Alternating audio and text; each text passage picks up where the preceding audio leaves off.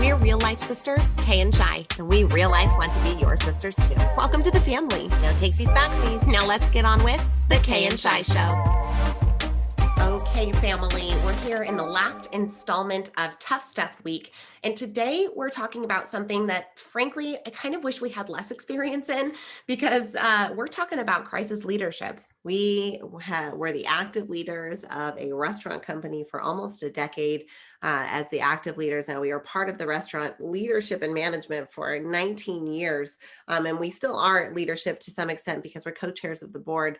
And we work closely with the CEO, but now we have that CEO who is really the active leader of the restaurant business. But let us tell you, in those 19 years of leadership in the restaurant space, and then in a marketing agency and in a personal growth and development company, and among many other projects and partners, we've seen a lot of crisis. Obviously, none bigger than the pandemic. That was every crisis combined. So we'll touch that in a second.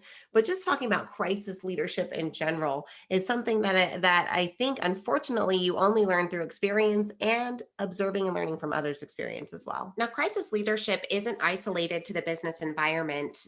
Oftentimes, a family can come into crisis. A difficult situation can come forward within a friend group, and people have to take leadership, take ownership, and find a way to navigate through it. So crisis leadership is not only to the organizations or communities that are led from an official capacity, but also from more social constructs like a family. That's a really good shade to bring forward, and I'm so glad you did. I mean, think about when you're having one of those really serious moments with your significant other, or if you're a younger audience listener, when you're having that serious moment with a parent, when one person in that relationship takes a leadership and ownership stance and takes control in a constructive way, it changes the whole outcome of the conversation. And we've all been in it where no one steps up and both people protect themselves and jab for each other and go for the pain, and that isn't what we're talking about when it's productive. But even in those relationship interactions that you might call a crisis in a relationship, when there's strong leadership in place, it can make the difference between success and failure. Shyla and I like to call this my high energy, which stands for move, I'll handle it, right? When somebody comes forward in the relationship and says, move, I will go forward and handle it. And kind of that physical expression of pushing someone out of the way, stepping forward into what is the fray of whatever the crisis is at that time. But anyone who steps forward with my high energy in the time of crisis, it becomes the natural leader. But boy, is my high energy helpful when you're in pretty much any form of crisis situation. Right? Out of the 100 people, and one of them gets my high energy and says, move, I'll handle it. And they walk to the front and they take charge and they start calling shots from the front of the line. All other 99 people are grateful, are relieved, are ready to serve.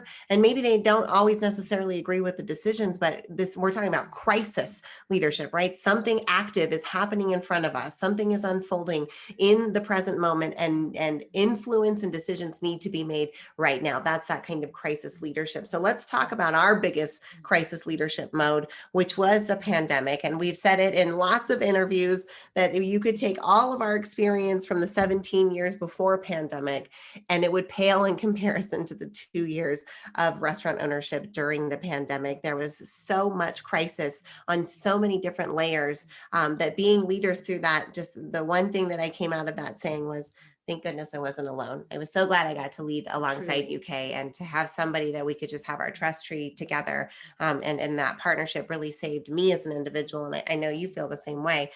So we were really lucky, and a lot of people don't have that. Yeah, there were occasions where we needed each other's my high energy, right? Or we would be strong in front of the team and leading from a place of strength and knowing, and then get on the phone afterwards and crumple in confidence because let's just take you back to March 17th of 2020, where overnight 85% of the revenue of our restaurant company completely went away, like gone, 85%. Now, if that was a 1 week thing, we probably would have recovered very easily, but it wasn't. It was a 12-week endeavor of that 85% loss in revenue. But that didn't mean that the $65,000 bill to US Foods went away. That didn't mean an 85% drop in our rent payments or our bills, or an 85% drop in our labor force. We had to figure out how we could keep the lights on, keep our people employed, and not lose our family legacy in the process. Now, I want to make sure that we clarify we're humongous believers in being vulnerable and authentic in front of the team. And so they knew that we had a level of I think, severe focus on the outcome, and could feel that intensity from us as their leaders. But what we didn't want to show them was any kind of wavering in confidence, or any kind of that we were despairing on behalf of them, because we felt this immense and tremendous responsibility for the 200 families that rely on our businesses.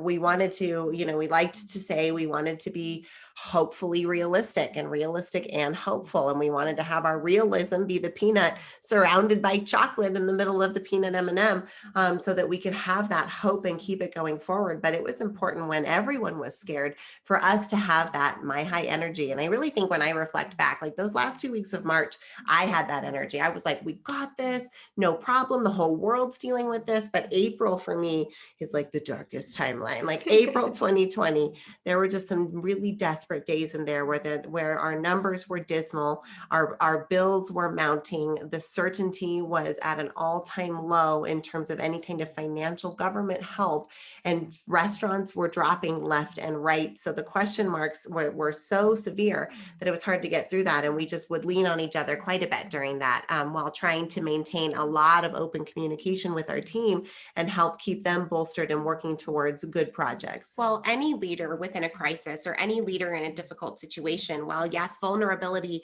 is a good thing to display and to have with your team, if you're in the middle of a crisis or a difficult situation, so are the people that you're leading. And so giving them the burden of your emotions to bear in addition to the crisis can end up being unconstructive for everyone. Like thinking about, even leading our kids, right, Shai? Your kids had a front row seat to the drama of American entrepreneurship during the time of that crisis leadership.